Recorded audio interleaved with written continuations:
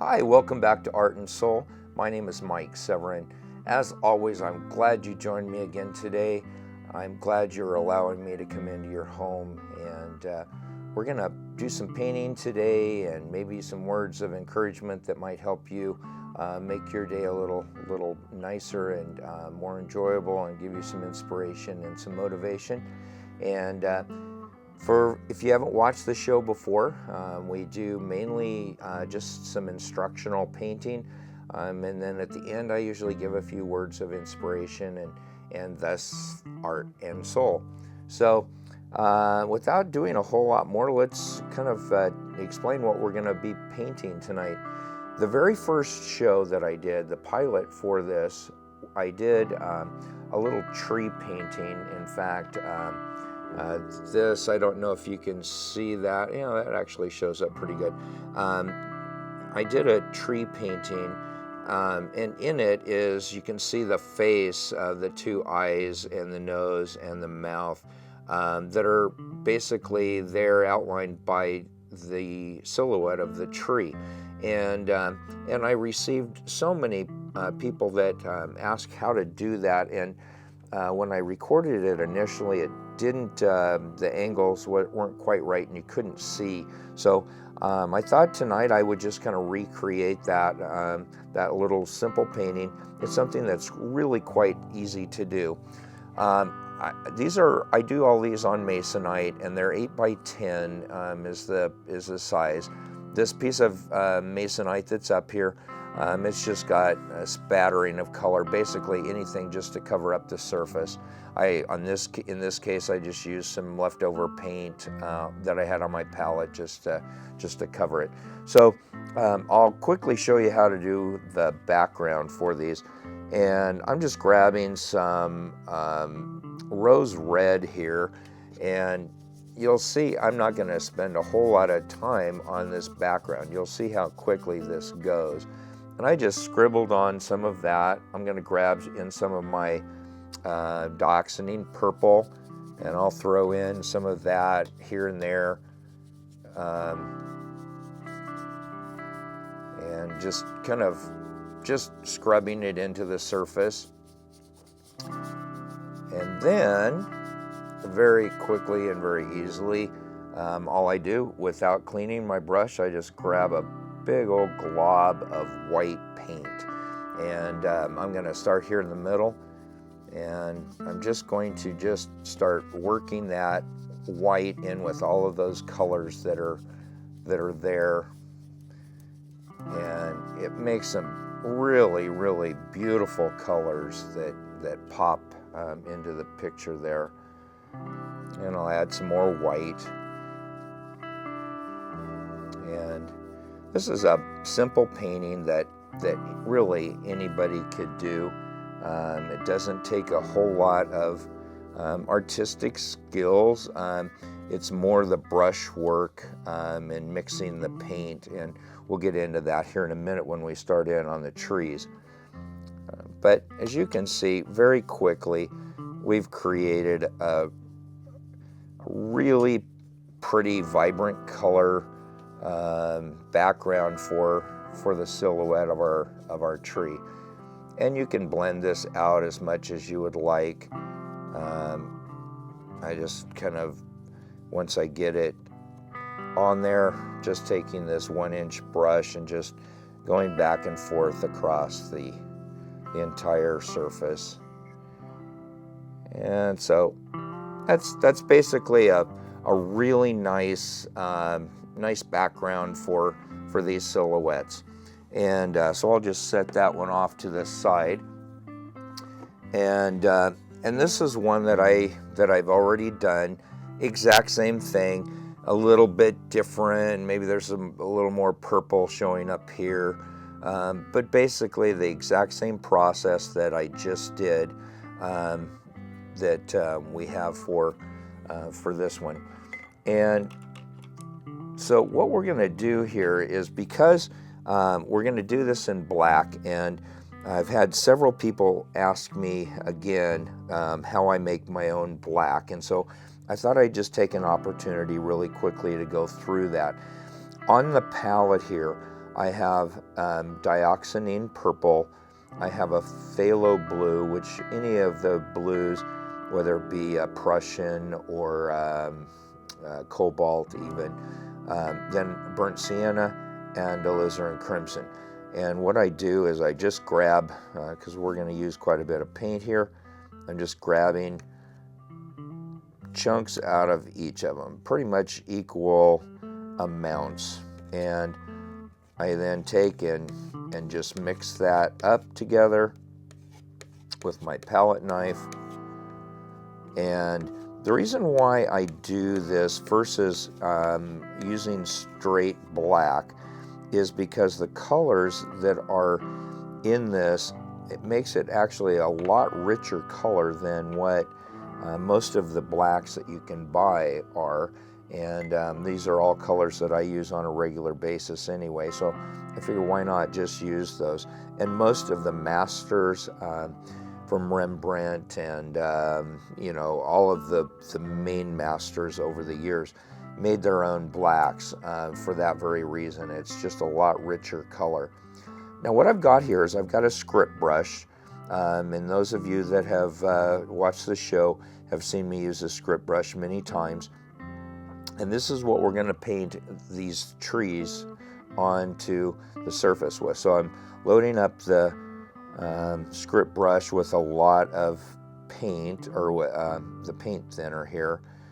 And what we're doing is I am making this paint really ink-like consistency. In fact, I'm just going to add in with the bigger brush that was there in the paint thinner in. And yeah, it looks like I've got a mess there, but once I start mixing it, that brightness will go away. So I've got a really nice ink consistency with my paint. And this is critical if you're going to try to make these, make any sort of trees. And what I've done here, and I know that you can't see it from the camera, but what I've done is I've actually put in where the eyes are going to be, where the nose is going to be, and where the lips are going to be. The rest of it, I am just going to freehand it. Now, I try to place them kind of where they would be so that I've got kind of I make sure that it's the right size for the painting that we're doing. So our eyes, and I'll just kind of block these in here, and hopefully we've got the camera angle so that you can actually see as I'm doing these strokes. So there's the one eye, and then the other one over here.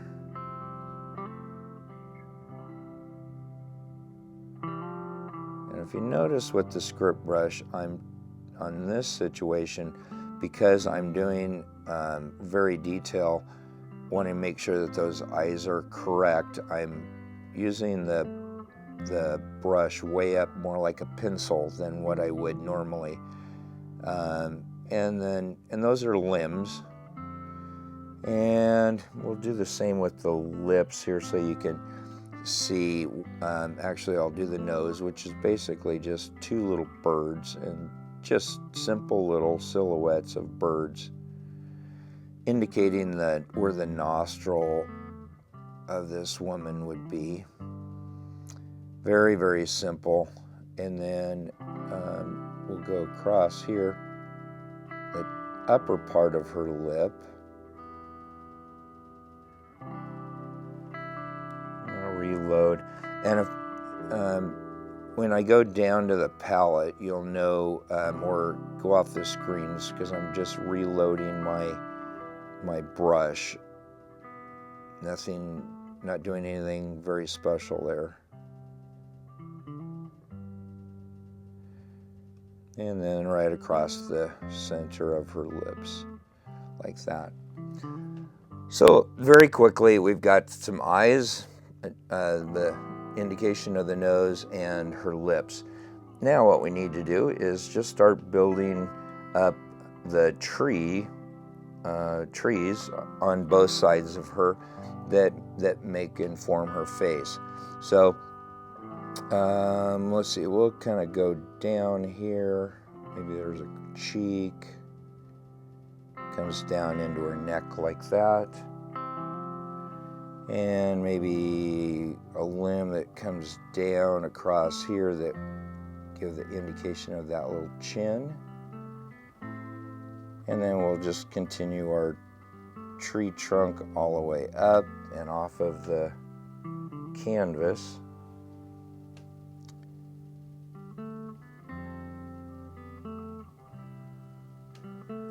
And constantly be working with that paint thinner. Make sure that it's keeping that ink or that paint at that ink-like consistency.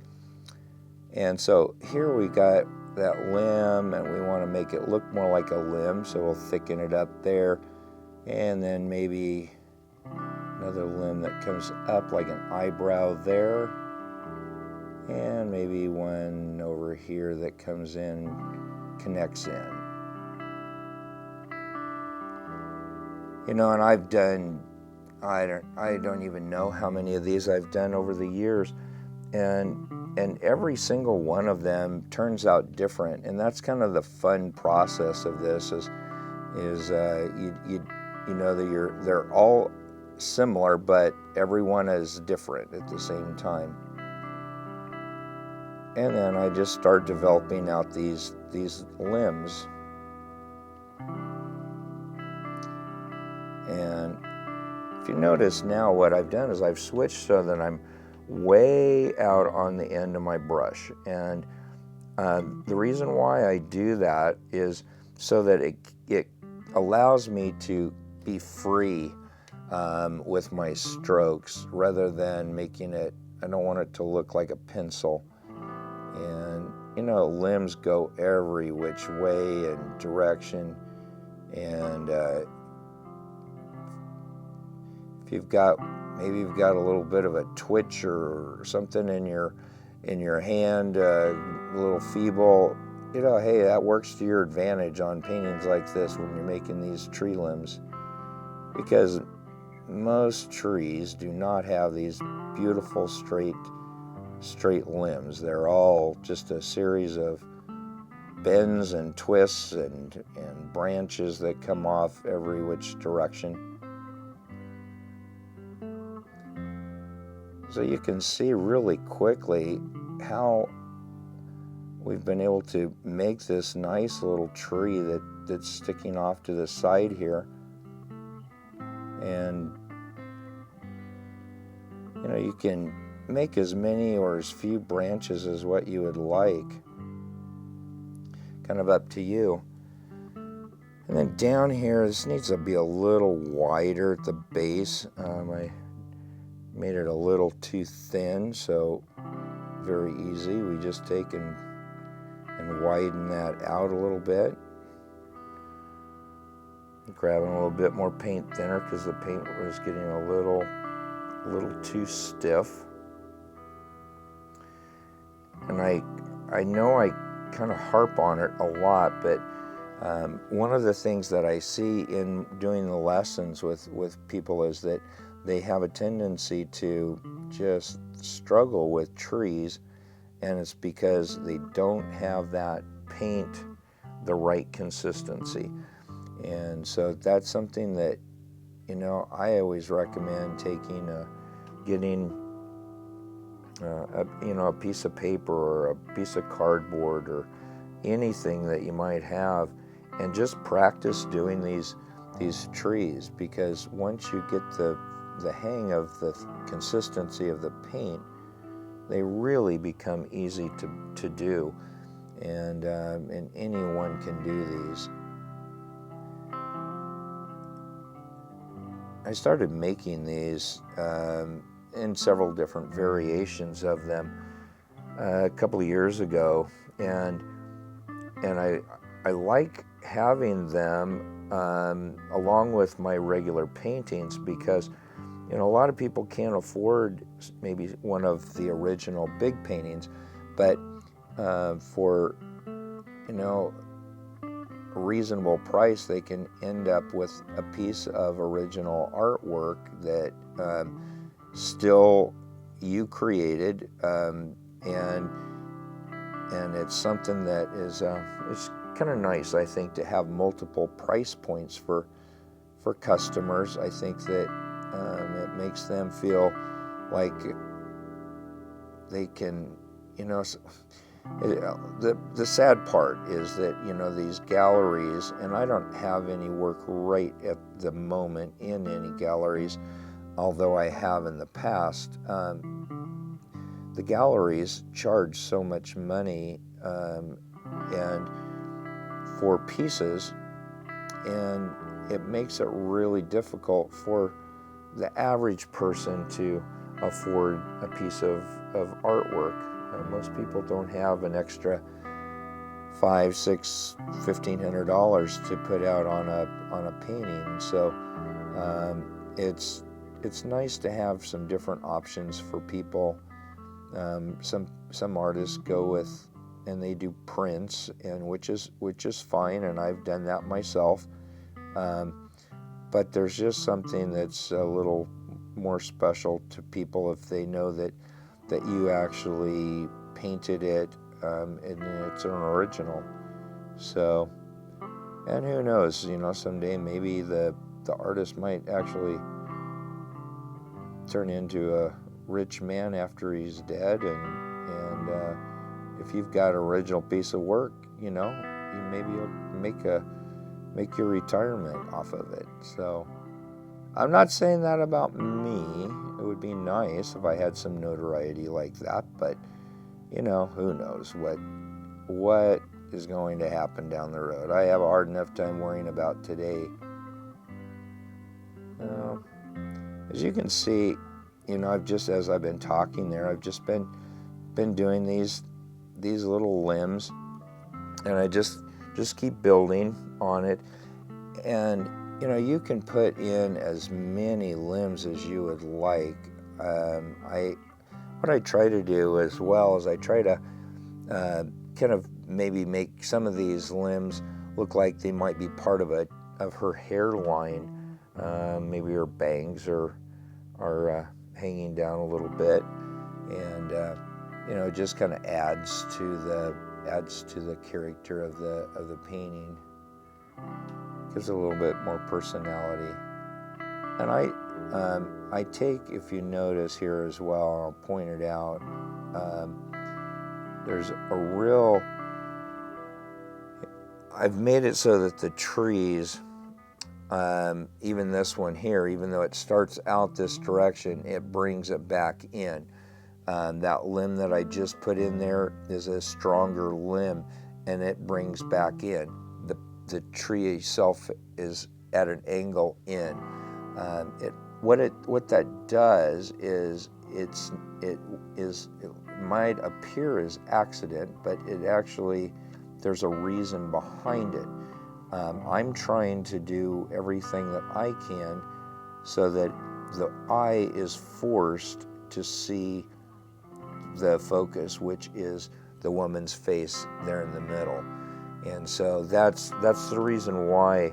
Part of that's what we talk about with composition.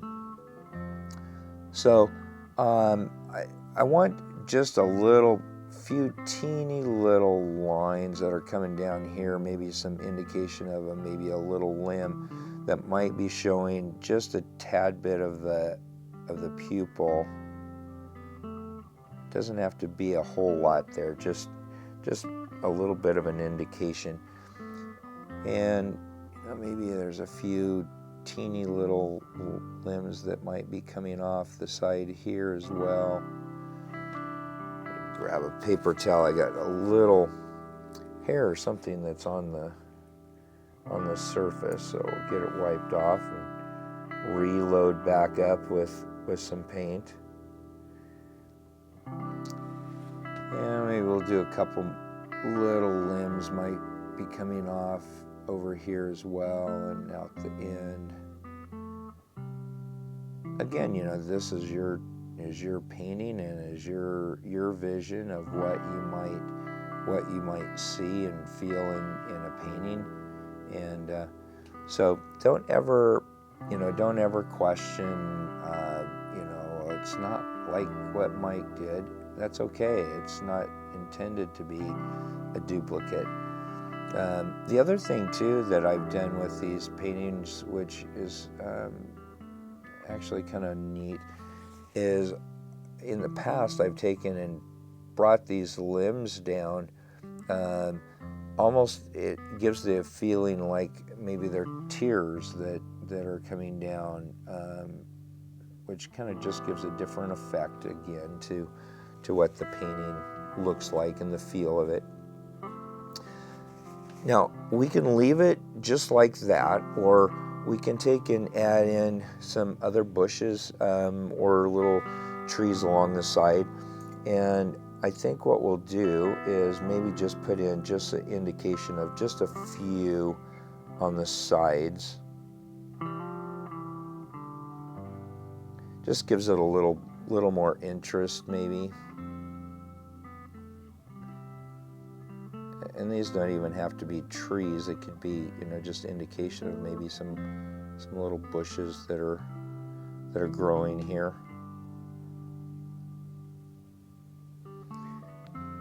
I don't know if you can notice, but the paint was getting a little not fluid enough, and I started getting some breaks in the paint, and so that's a good indication that you need to take and thin it down again and reload.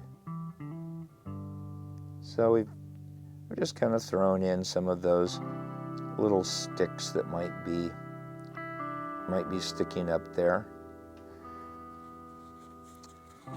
And then I'll take my fan brush and get some paint thinner in it, and I'll get this thinned down a little bit more so that that's better. And what I do then is, because this is a silhouette, we'll just take this ground, the bottom here, and basically I'm just taking and blocking all of that in, and I'm leaving kind of some real rough brush strokes across there, because what it's doing is it's allowing some of those pinks that were underneath to show through, almost like it might be just a bit of a highlight. And I want to just dab off kind of the excess off of my brush, and then I'm just going to take now, and with that fan brush, I'm just going to take and pull up the base here, and hopefully you can see it. It gives the illusion of some grass sprigs that you're seeing silhouetted coming up from the ground there. And again, you can put in as much or as little of this as you would like. Entirely up to you.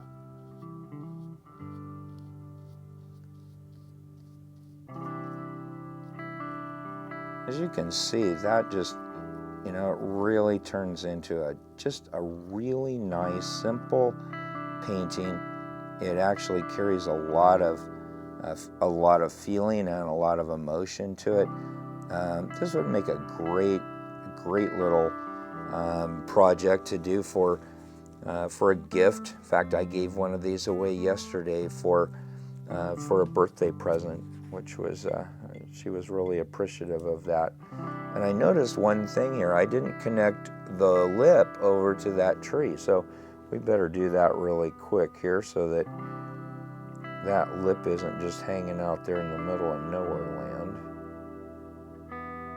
And so I just thinned up that paint again, and we'll just make that limb kind of come across and maybe come down just like that.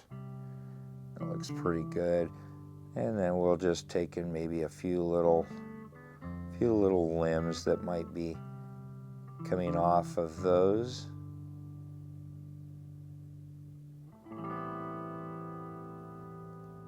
They're very subtle, but they add a lot of character to it. Maybe a few little limbs that come off on the side there.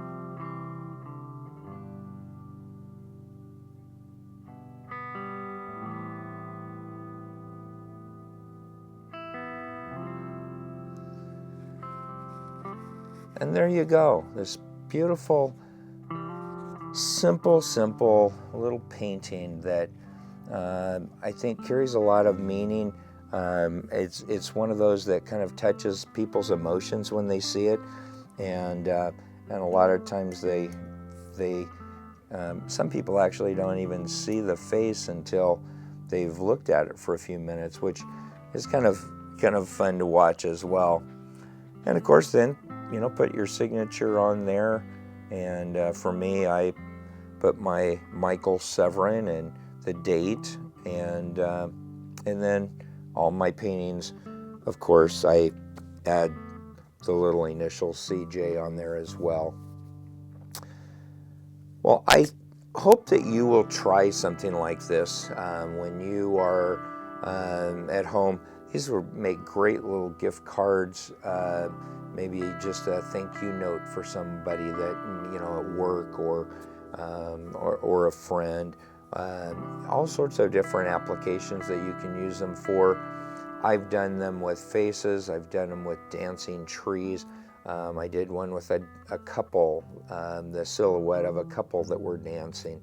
All sorts of different things you can do. Simple little designs with silhouettes with a nice background behind them. And I think that it'd be something that you would enjoy painting, and is very simple to do. I'd like to leave you with this today. I met a gentleman years ago. I used to own a wedding chapel, and there was a farmer down the road, and his dad was in his 90s, and the boys had taken over the farm, and I really started a really strong friendship with the dad. And we used to go every morning into Silverton to the McDonald's and have breakfast and lunch, or breakfast and coffee with some of the other retired farmers, and just a really special man. And one day we were coming back from breakfast, and his son was with us, and he said, "Dad, I want to show you the bean fields, the crop that's coming in." So we went over to this one field, and Reuben, he didn't even get out of the truck. We just pulled over, and Reuben said, "When does the cannery want you to harvest the beans?" And just a hypothetical date. The son said, "June 15th. And Reuben, which had farmed from the time he was a little child on that property, said, "The 15th is too late. The 12th is when they will be ready. You need to tell the cannery it's the 12th. And the son kind of put it off like it was no big deal. The old man was right. Reuben was right. They were ready on the 12th. Ended up losing a lot of the crop by the 15th. Listen to those people around you that have got wisdom and guidance. Sometimes it's easy to think that we know all the answers, when in reality, there's people around us that can give us direction and guidance if we're just open to it. Have a great week. Be blessed. Be creative. And I'll see you next week here on Art and Soul.